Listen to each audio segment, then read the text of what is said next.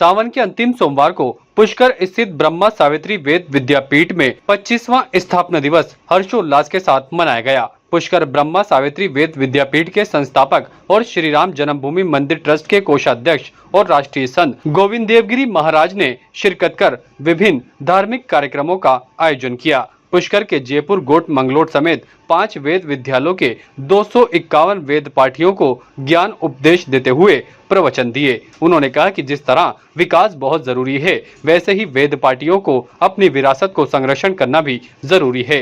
विरासत संरक्षित रहेगी तो संस्कृति की पताका लहराती रहेगी। इसलिए विकास के साथ साथ विरासत का संरक्षण होना हर भारतीय के लिए अहम है। उन्होंने कहा कि महाभारत यह एक ऐसा ग्रंथ है जो भारत को अपने आप को महान बनाता है। महाभारत के वेद श्लोकों मंत्र वेद पाठियों के मुख से गुंजायमान होने के चलते महान भारत देश के विभिन्न राज्यों में सनातन और वेदों को मानने वाली सरकार अब अस्तित्व में आ गई है और देश में विरासत और संस्कृति संरक्षण होने के साथ साथ भारतीय परंपरा की अस्मिता जागृत हो रही है। देश की सीमाएं सुरक्षित होने के साथ साथ मनुष्य को भीतर से देशद्रोही छोड़ने की प्रेरणा देते हुए देश सेवा भाव हमेशा रखते हुए देश के लिए समर्पित होना चाहिए।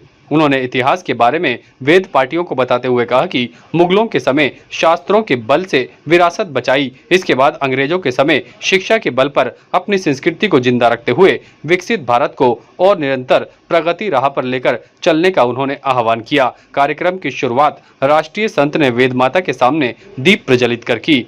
इसके बाद वेद पाठियों द्वारा मां शरद की वंदना का कार्यक्रम आयोजित किया गया। इस कार्यक्रम में विधायक अनीता बघेल, अतिरिक्त पुलिस अधीक्षक दीपक शर्मा, समाजसेवी जगदीश कुड़िया, अजमेर प्रेस क्लब के अध्यक्ष मनोज कुमार दादीज, एंकर खुशी दादीज और अन्य कई साधु संतों और श्रद्धालुओं ने शिरकत की। बुद्धि कहिए मैं कथा करूंगा तो महाभारत की ही करूंगा।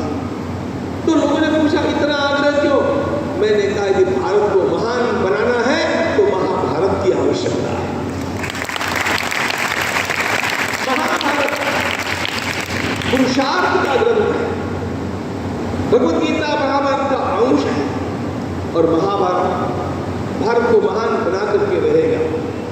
तब से मैं महाभारत को लेकर के घूम रहा हूं। उससे 10 वर्ष पूर्व से वेदों का ध्वनि सर्वत्र गुंजायमान हो, इस प्रकार का प्रयास हम करते रहे हैं। लोगों को लगता था कि ध्वनि का ऐसे कैसे उपयोग होता होगा। मैंने कहा देश में सर्वत्र आप वेदों की ध्वनि को गुंजायमान होने और वह भी छोटे छोटे ब्रह्मचारी बालकों के मुख से होने दो। वातावरण बदलेगा। वाईफाई दिखता नहीं है, लेकिन वाईफाई अपना असर दिखाता है आपको।